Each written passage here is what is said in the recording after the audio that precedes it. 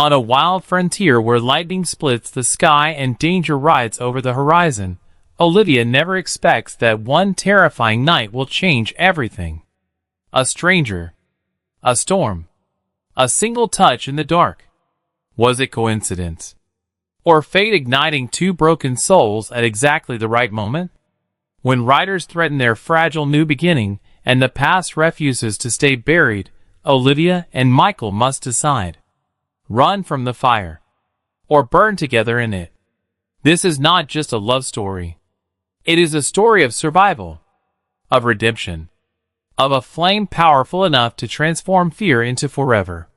Stay with us, because the moment their souls ignite, everything changes.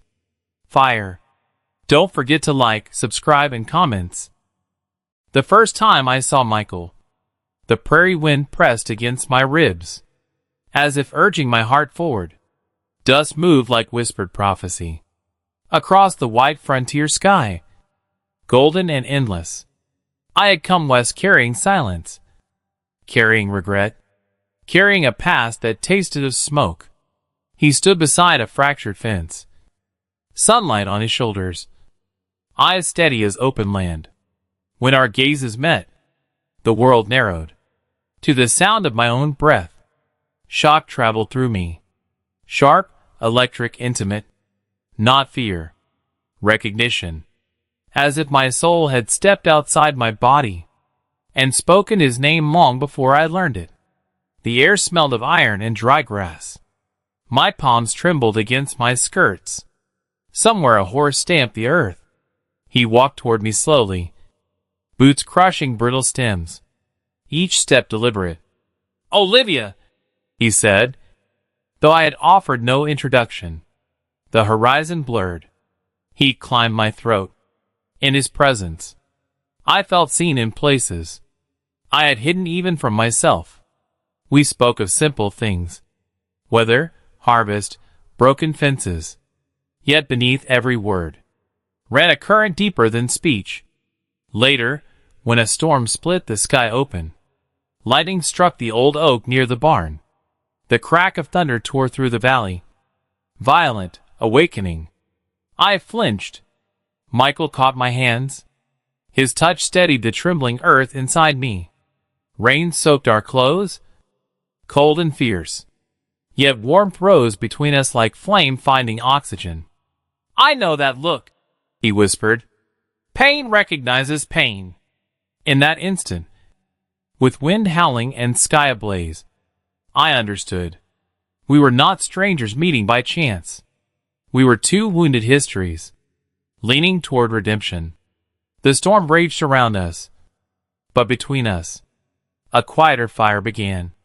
Tender, resilient, unyielding. And as the thunder rolled again across the frontier, I felt our souls ignite, not in destruction, but in promise. And I stepped closer into the flame that carried both our names. The rain softened to a silver hush, each drop sliding along his jaw, resting at the curve of his mouth. I tasted salt and storm in the air. My pulse answered his nearness, with a fierce, aching rhythm. Behind us, the prairie stretched wide and wounded, scarred by drought, by abandoned wagons, by memories of hunger and loss. I knew that landscape. I carried it inside my chest. Michael brushed wet strands of hair from my face. His fingers lingered, gentle, certain, reverent. In his eyes I saw hard winters, lonely campfires, a man who had buried dreams beneath survival. Yet beneath that weathered strength glowed something luminous. Hope. The barn door creaked open with a sudden crack, the sound sharp as gunfire. My body stiffened. For one suspended breath, the past returned, voices raised, with splintering. A night I had fled without farewell. Michael felt the tremor move through me. He drew me closer, his heartbeat steady against my ear. "Stay," he murmured. The words settled into my bones. Lantern light flickered inside the barn, casting restless shadows against the beams. The scent of hay, damp leather, and smoke, wrapped around us like an old memory seeking forgiveness. I stepped forward first this time. Each stride felt like crossing an invisible border between who I had been and who I dared to become. Michael followed, not leading, not pulling, simply beside me. Inside, the storm's echo throbbed in the rafters. A loose shutter banged again, startling, relentless. I climbed the ladder to secure it, hand shaking as thunder rolled once more. Halfway up, the weight shifted beneath my boot. The world tilted. For a heartbeat I hung suspended, between falling and being caught. His arms closed around my waist. Before fear could claim me, the shock of that rescue sent heat surging through every nerve. Our faces hovered inches apart, breath mingling, eyes searching without armor. In that fragile height, I saw the truth plain and blazing. Love demands courage. Love demands surrender. And as his hand steadied me against the ladder's trembling frame, the storm outside gathered strength again, wind striking the barn walls with renewed force, as if the world itself tested the fire growing between us. And I felt the next choice rising within me, fierce and undeniable. And I felt the next choice rising within me, fierce and undeniable. The wind slammed against the barn doors, a hollow boom that shook dust from the rafters. For a breath, everything trembled. Wood lantern light, the fragile walls I kept around my heart. Michael lowered me gently to the ground. His hands remained at my waist, steady, warm, certain. Outside, a horse cried out, sharp and restless. The sound sliced through the storm, and through me. I knew that cry. Fear recognizes fear. Without thinking, I ran into the rain again. Cold needles struck my skin. Mud clung to my boots. Lightning flashed, white and blinding, turning the world into stark shadow and flame. The mare had broken loose from her post, rope dragging, eyes wide with terror. She thrashed near the split oak, hooves striking soaked earth. I moved slowly, palms open, whispering low and steady. Behind me, I felt Michael's presence, close enough to protect, far enough to trust. Thunder cracked overhead. The mare reared. For one suspended instant, her hooves cut the air before my face. Shock froze my lungs. Time thinned to a fragile thread. Then Michael's voice carried through the storm. Deep, grounding, sure. Easy now. Not to the horse. To me. I reached for the rope, fingers grazing coarse fiber slick with rain. The mare's breath burned against my cheek, wild and hot. I held her gaze, steady, present, unwavering. Slowly, her trembling eased. The storm raged, yet between us a quiet circle formed. Woman, man, frightened creature, bound by fragile trust. Rain streamed down our faces. He brushed his thumb along my jaw, tender as sunrise. You run toward storms, he said softly. So do you, I answered.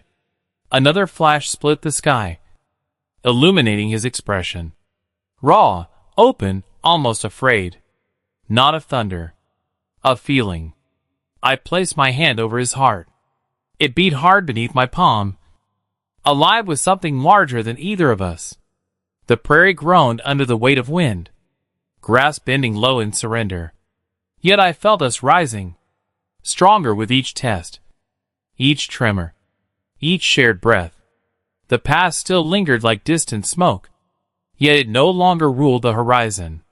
Michael leaned closer, forehead resting against mine, rain cooling the heat between us. I have lost before, he confessed, voice rough with memory. I have too, I whispered. Lightning flared again, closer this time, so close the ground shuddered beneath our boots. The shock rippled through my bones, through the earth, through whatever fragile bridge had formed between our wounded histories. And in that charged, trembling darkness, as the storm gathered for another violent roar, I felt something shift inside him. A truth pressing against silence, waiting to be spoken into the fire we had begun to build. And I drew a slow breath, ready to hear it. And I drew a slow breath, ready to hear it. The wind circled us like a restless spirit, lifting my hair, pulling at his coat, testing the space between confession and retreat. Michael's hands tightened slightly on my shoulders. Not in possession. In anchoring. "I buried a man here," he said, voice low, almost carried away by rain. The words struck harder than thunder. I felt the ground tilt beneath memory. The frontier holds stories in its soil, some soaked in sweat, some in regret. "He was my brother," he continued. "Fever took him after the long drive west. I promised him a life beyond dust." Pain moved across his face like a shadow of the storm. I touched his cheek. Warm. Real. "You kept walking," I said softly. "I kept surviving." Lightning fractured the sky again. So bright the world vanished for a heartbeat. In that white flash, I saw us as we were. Two souls carved by loss, standing unguarded in open weather. The barn doors burst wide behind us, slamming against their hinges with a violent crack. The mare jerked against her rope. The oak groaned. Another strike hit the far field. So close the air burned with the scent of scorched earth. Shock rippled through my chest. Heat and fear collided in a dizzy surge. Michael pulled me down as sparks leapt from the grass. We fell to our knees in the mud, breathing hard, hearts hammering in unison. For a suspended instant, there was only ringing silence, thick and unnatural. Then rain returned in sheets, pounding life back into sound. I looked at him through soaked lashes. Alive. Alive. A laugh broke from my throat, trembling and fierce. He joined me, breathless, incredulous. The storm had come for destruction. Instead, it carved revelation. "I am tired of surviving," he said, voice rough, stripped bare. The words reached into me, unfastening something I had guarded for years. "I am ready to live," I answered. The confession hung between us, fragile and blazing. He rose first, pulling me gently upward. Mud clung to our clothes. Rain traced our skin. Yet I felt luminous. The prairie still shook beneath distant thunder. Clouds rolling like dark waves across the horizon. Hard times would return. Drought, hunger, whispers of the past. Yet in his eyes, I saw resilience deeper than fear. A promise forged in shared trial. He brushed his lips against my forehead. A touch reverent as prayer. The shock of tenderness stole my breath more completely than lightning ever could. Behind us, the barn steadied. The mare lowered her head. The storm began to drift east, though its echo lingered in the trembling sky. Michael took my hand again, fingers weaving with mine, as if they had always known the shape of that union. "Walk with me," he said quietly, toward the rising smoke of the distant field, toward whatever waited beyond fear, toward the life we had both almost surrendered. And as we stepped forward across rain-soaked earth, the horizon still restless with fading fire, I felt the next trial gathering somewhere ahead of us, hidden beyond the rolling grass, waiting to test the flame we had chosen to carry together. Waiting to test the flame we had chosen to carry together. The field where lightning struck still smoked, thin gray ribbons twisting into the wet air. Each step toward it felt deliberate, solemn, as if we approached a sacred wound. Mud pulled at my boots. Water soaked the hem of my dress. The scent of char and rain mingled, sharp and metallic on my tongue. Michael walked beside me in silence. Our hands remained joined, not out of fear, but decision. The grass near the strike lay flattened, blackened in a jagged circle. At its center, embers glowed beneath the rain. Small, stubborn, alive. I knelt first. Heat brushed my face. Unexpected, intimate. The earth had split open here, cracked like a heart forced to reveal its core. "This land survives," I whispered. Michael crouched beside me, his shoulder pressed lightly against mine. "Like we do," he answered. A distant rumble rolled across the prairie again. Not thunder. Wagons. The low, heavy rhythm carried through the ground before it reached our ears fully. I straightened slowly. On the far ridge, dark shapes moved against the dim sky. Travelers. Or something else. A tightness coiled in my stomach, sharp as the first lightning strike. Hard times teach vigilance. Michael's jaw set, eyes narrowing toward the horizon. "More settlers," he said, though uncertainty edged his tone. The wind shifted, bringing faint voices, uneasy and strained. A child cried out. The sound cut through the damp air. Thin and desperate, without hesitation, I released his hand and moved forward. The ridge rose steep and slick beneath my boots. My breath came quick, lungs burning with cold air and urgency. At the crest, the sight stole it from me entirely. A wagon lay tilted in a rut, one wheel shattered. A woman knelt in the mud beside it, hands trembling as she tried to soothe a feverish boy wrapped in blankets. 2 oxen strained uselessly against tangled harness. Exhaustion hung over them like a second storm. The woman looked up as we approached. Her eyes were hollow with fear, yet proud. "Please," she said, voice breaking. Shock rippled through me again. Not of danger, but recognition. I had worn that same expression once, when the world felt too vast, too merciless. Michael stepped forward, already assessing the broken wheel, the slope, the failing light. "We can mend it," he said firmly. Confidence steadied the air. I knelt beside the child. His skin burned beneath my palm. His breathing came shallow, fragile. The mother watched me, searching my face for hope. Tenderness rose fierce within my chest.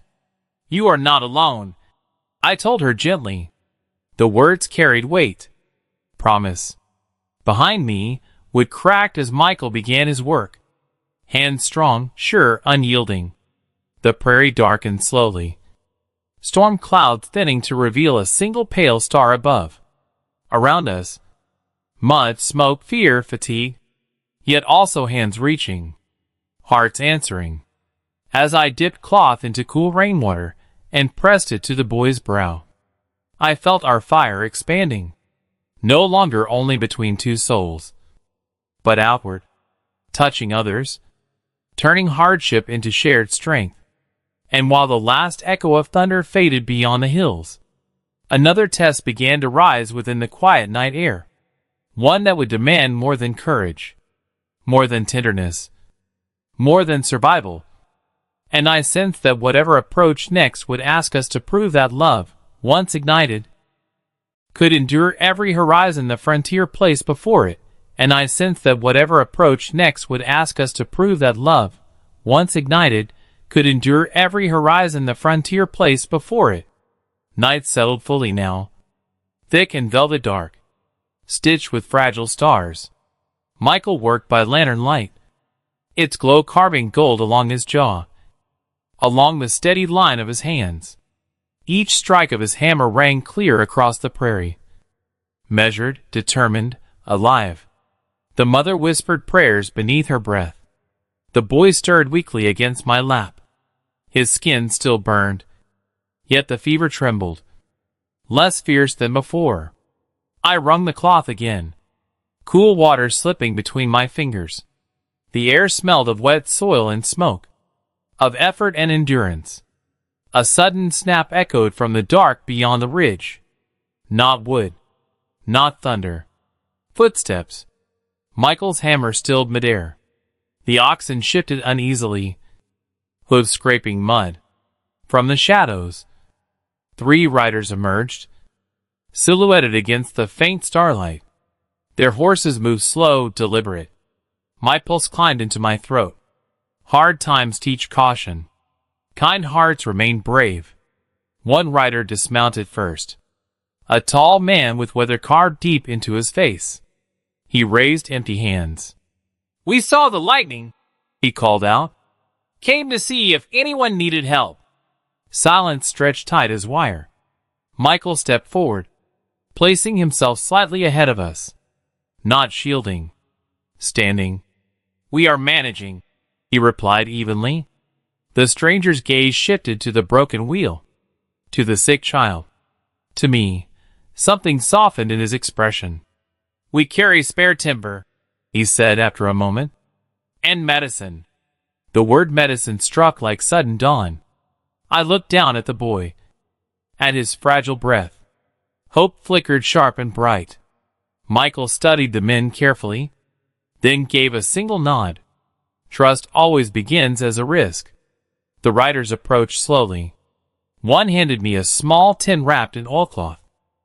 "Willow bark," he explained quietly. "For fever." My hands trembled as I prepared it. Crushing, mixing, coaxing relief from bitter roots. The boy swallowed with effort. Minutes stretched heavy with waiting. Then, gradually, his breathing deepened. The tight line in his brow eased. The mother wept without sound, tears cutting clean paths through dried mud. Relief swept through me so fiercely. My knees nearly gave way. Michael caught my arm, steady as ever. Lantern light danced across all our faces now. Strangers bound by one fragile moment of mercy. The repaired wheel stood firm. The oxen calmed. Above us, clouds parted fully, revealing a vast scatter of stars. The tall rider met Michael's gaze. "There is a settlement 2 miles east," he said. "Fields need tending. Strong hands. Strong hearts." His eyes flickered briefly toward me. Opportunity hummed in the air. Unexpected and immense. The frontier offered no guarantees. Only chances. Michael turned toward me slowly. In his expression I saw question, invitation, faith. The prairie stretched endless around us. Still scarred. Still wild. Yet no longer lonely. I felt the fire between us steady and bright. Tempered by storm. Proven by trial. Ready for something larger than survival. As the riders prepared to guide the wagon forward. As the child slept easier in his mother's arms. As the night opened wide with possibility. I sensed another turning in our path. A choice that would shape not only our future, but the lives of those who now looked to us with quiet hope. And I drew closer to Michael beneath the vast frontier sky, ready to step into whatever dawn waited beyond this fragile, hard-earned peace. Ready to step into whatever dawn waited beyond this fragile, hard-earned peace. The riders formed a slow procession down the slope. Wagon creaking, lantern swaying like small captured stars. Michael and I walked beside the mother and her sleeping boy. The prairie stretched silver beneath moonlight, washed clean by storm. Each step felt heavier now, not from mud, but from decision. The settlement lights appeared faint in the distance. A scatter of warm glows against the dark vastness. Smoke curled upward from low chimneys. The scent of wood fire drifted toward us, rich and welcoming. I felt a tremor of memory rise again. Another town. Another beginning that had unraveled. My breath shortened. Michael noticed at once. His fingers brushed mine. A quiet question. "This place is not the past," he said softly. His certainty grounded me more than earth beneath my boots. As we neared the first cabin, doors opened. Faces emerged. Wary, hopeful, worn by labor yet lit with curiosity. A man hurried forward to help steady the wagon. A woman carried blankets. Kindness moved quickly here. Efficient and sincere. The broken wheel drew murmurs. The fevered child drew prayers. The tall rider spoke briefly with an older woman whose silver hair shone in lantern light. She nodded, then approached us. "You two came through the storm?" she asked, studying Michael and me. "Yes," I answered. "And stayed to help?" I felt Michael's gaze on me. "Yes," I said again, stronger. The older woman's expression shifted. Approval. Recognition. "We build together here," she said. "No one stands alone for long." The words settled deep inside me, filling hollow places I once believed permanent. Michael stepped closer, close enough that warmth passed easily between us despite the night air. The boy was carried into a cabin. The mother clasped my hands before following, gratitude shining in her exhausted eyes. The settlement resumed its quiet rhythm. Yet something had altered. Opportunity breathed in the space between heartbeats. Michael looked toward an unfinished structure near the edge of the clearing. Frame raised, roof half laid, future waiting in exposed beams. "Looks like work," he said with a faint smile. "Looks like purpose," I replied. A hammer rang somewhere in the darkness. A baby cried, then settled. Laughter drifted from one cabin, low and genuine. This place carried scars, yet also promise. The frontier remained vast and unpredictable. Storms certain to return. Loss always possible. Yet standing there beneath steady stars, with community forming like roots in fresh soil, I felt no urge to run. Michael's hand found mine fully now, fingers interlacing with quiet resolve. "We choose this?" he asked. The question held more than land, more than timber and fields. It held us. I looked at the unfinished house, at the lantern glow warming its skeletal frame, at the people already moving with shared purpose. Then I looked at him, the man who faced storms, who confessed pain without surrender, who stood firm when fear trembled through me. The fire between us burned steady, no longer wild lightning, but something crafted and enduring. "I choose," I answered, voice clear as morning air. The word carried into the night, anchoring itself in earth and sky alike. And as the first faint line of dawn began to gather along the far horizon, casting pale promise across the sleeping prairie, I felt the next chapter stirring quietly within the fragile light, ready to rise with the sun and test the strength of the love we had chosen to build together. Ready to rise with the sun and test the strength of the love we had chosen to build together. Morning unfolded slowly, a thin ribbon of gold stretching across the prairie. Mist hovered low over the grass, soft as breath against bare skin. I stood outside the unfinished house, palms resting on raw timber, feeling the pulse of new beginnings beneath splintered grain. Michael approached carrying tools, shoulders already dusted with pale saw powder. The scent of fresh cut wood mingled with dew and distant smoke. "Sleep?" he asked gently.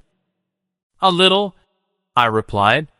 Dreams had come vivid and restless. Visions of walls rising, of storms returning, of children's laughter echoing through rooms not yet built. Around us, the settlement stirred. Bootsteps crossed packed earth. Metal rang against metal. A rooster cried sharp and proud. Life pressed forward without hesitation. Michael handed me a length of measuring twine.